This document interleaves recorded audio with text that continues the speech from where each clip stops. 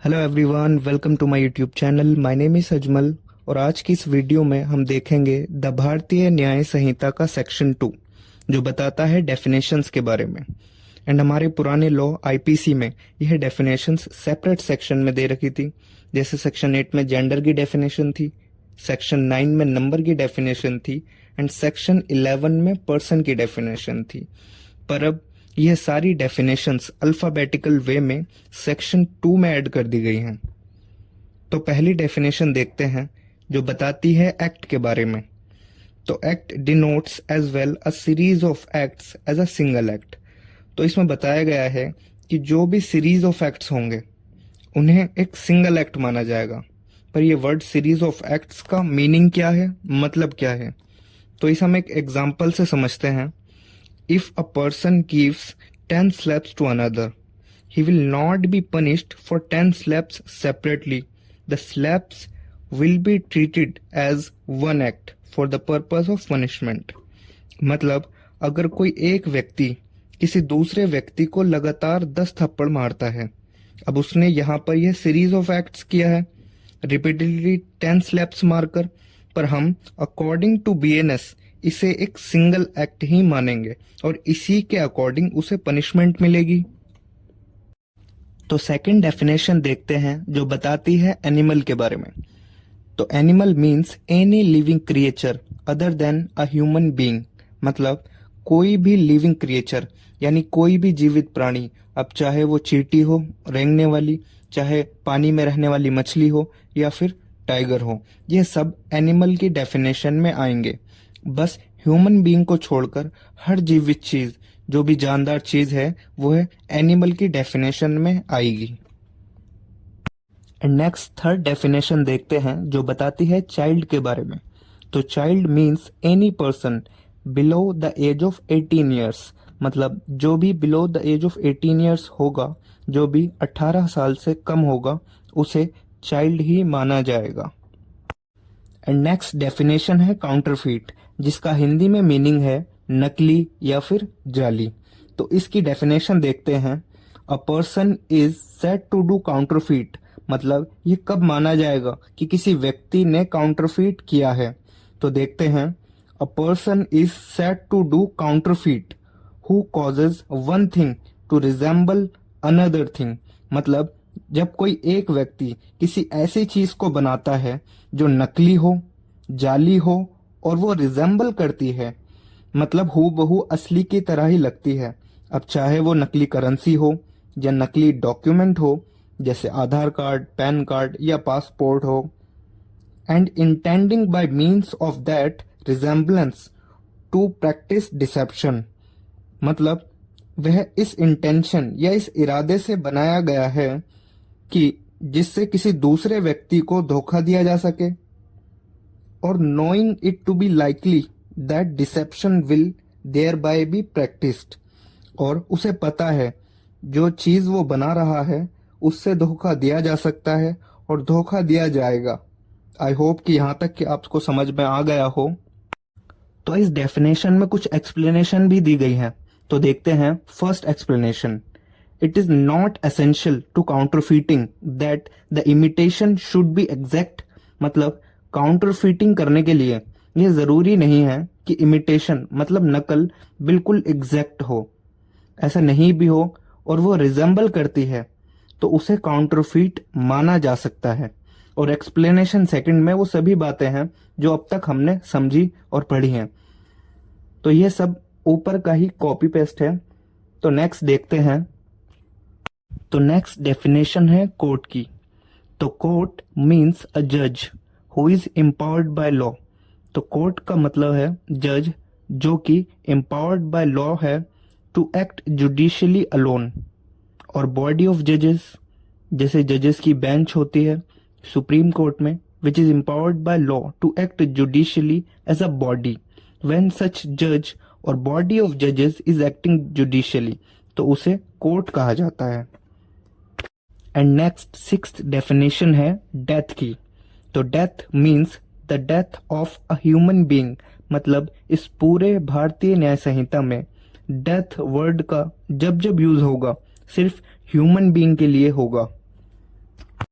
And next 7th definition है dishonestly की।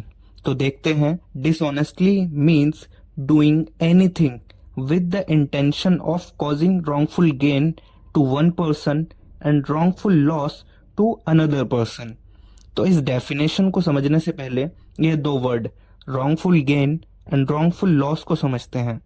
तो wrongful गेन इस वर्ड को तब यूज किया जाता है जब कोई व्यक्ति गलत तरीके से, wrongful तरीके से मतलब गैर कानूनी तरीके से किसी की प्रॉपर्टी से, अब प्रॉपर्टी कुछ भी हो सकती है, जैसे किसी की हाउस प्रॉपर्टी से जबरदस्ती रेंट कलेक्ट करके प्रॉफिट जनरेट करना। अब यहाँ पर जो उसने अनलॉफुली प्रॉफिट जनरेट किया है वो उसने wrongful गेन किया है, पर जो व्यक्ति लीगली एंटाइटल्ड था उसे wrongful लॉस हुआ है। और जब एक व्यक्ति को wrongful गेन करता है और दूसरे व्यक्ति को wrongful लॉस होता है तो इसी एक्ट को डिसऑनेस्टली कहा जाता है। एंड नेक्स्ट 9th डेफिनेशन देखते हैं जो बताती है वर्ड फ्रॉड्यूलेंटली के बारे में।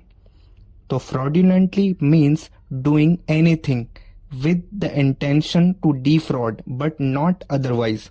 मतलब जब कोई व्यक्ति किसी दूसरे व्यक्ति के साथ इंटेंशनली जानबूझकर फ्रॉड करता है, जैसे एक एग्जांपल से समझते हैं, ए नामक एक व्यक्ति ने बी को एक मोबाइल बेचा जिसका स्पीकर खराब था, पर ए ने यह बात बी से छिपाई और कहा कि मेरा मोबाइल बिल्कुल ठीक है, इसमें कोई खराबी नहीं है। तो इसी कंडीशन के लिए यह वर्ड फ्रॉड्यूलेंटली यूज किया जाता है। तो यहाँ पर ए ने बी को फ्रॉड्यूलेंटली एंड इंटेंशनली यह मोबाइल बेचा और इन्हीं एक्ट्स को फ्रॉड्यूलेंटली कहा जाता है। ओके, तो नेक्स्ट देखते हैं एंड 10th डेफिनेशन है जेंडर की।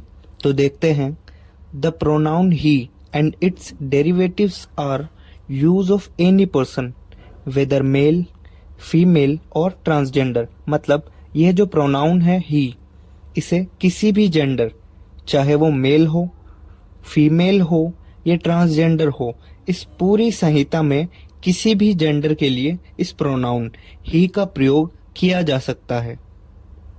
एंड नेक्स्ट 11th डेफिनेशन है गुड फेथ की, जिसकी यहाँ नेगेटिव डेफिनेशन दी गई है। तो देखते हैं, nothing is said to be done or believed in good faith which is done or believed without due care and attention. मतलब अगर कोई act without due care and attention किया जाता है, मतलब बिना सावधानी बरते या बिना सही से सोचे समझे केयरलेसली एंड नेग्लिजेंटली किया जाता है, तो उसे गुड फेथ नहीं माना जाएगा। इस कंडीशन में उसे गुड फेथ का डिफेंस नहीं मिलेगा। इसे और अच्छी तरह समझने के लिए एक एग्जाम्पल समझते हैं। ए, जो कि एक सर्जन है, गुड फेथ में कम्युनिकेट करता है अपने पेशेंट के साथ उसके ऑपरेशन के बारे में with due care and attention, but patient dies in consequences of shock. अब ये शॉक से ही उसकी डेथ हो गई। तो इस कंडीशन में A has committed no offence though he knew it to be likely that the communication might cause patient's death. अब इस कंडीशन में डॉक्टर का जो एक्ट था वो with due care and attention था, तो इसीलिए उसे यहाँ डिफेंस मिलेगा गुड फेथ का। एंड नेक्स्ट डेफिनेशन है गवर्नमेंट की। तो government means the central government or a state government. And next 13th definition है हार्बर की। तो देखते हैं, harbour includes supplying a person with shelter, food, drink, money, clothes, arms, ammunition or means of conveyance, or the assisting a person by any means, whether of the same kind as those enumerated in this clause or not, to evade apprehension। तो अगर आसान भाषा में समझे कि ये word harbour किस condition में यूज किया जाता है, तो जब किसी व्यक्ति के खिलाफ वारंट इशू हो जाते हैं, मतलब अगर कोर्ट में वारंट इशू कर दिए हैं और पुलिस उसे अरेस्ट करने के लिए ढूंढ रही है और अगर इसी दौरान अगर कोई दूसरा व्यक्ति उसे बचाने की या गिरफ्तारी रोकने की या किसी तरह से उसकी हेल्प करने की कोशिश करता है, जैसे शेल्टर प्रोवाइड कराता है यानी रहने की जगह देता है, या उसको फूड या ड्रिंक प्रोवाइड कराता है, या फिर पैसे देता है या कपड़े देता है, या फिर कोई हथियार या गोला बारूद प्रोवाइड कराता है, या किसी भी तरह से कोई मदद करता है उसकी गिरफ्तारी रोकने के लिए, तो इस कंडीशन में यह माना जाएगा कि उसने हार्बर किया है। और इस डेफिनेशन में यह भी कहा गया है कि अगर इस डेफिनेशन में कुछ रह गया है जो इसमें मेंशन नहीं है, और यदि कोई किसी भी तरह से किसी की मदद करता है, उसे बचाता है गिरफ्तारी से, तो उसे यह माना जाएगा कि उसने हार्बर किया है। तो आज की इस वीडियो में सिर्फ इतना ही, और बाकी की डेफिनेशंस हम नेक्स्ट वीडियो में डिस्कस करेंगे। तो मिलते हैं नेक्स्ट वीडियो में।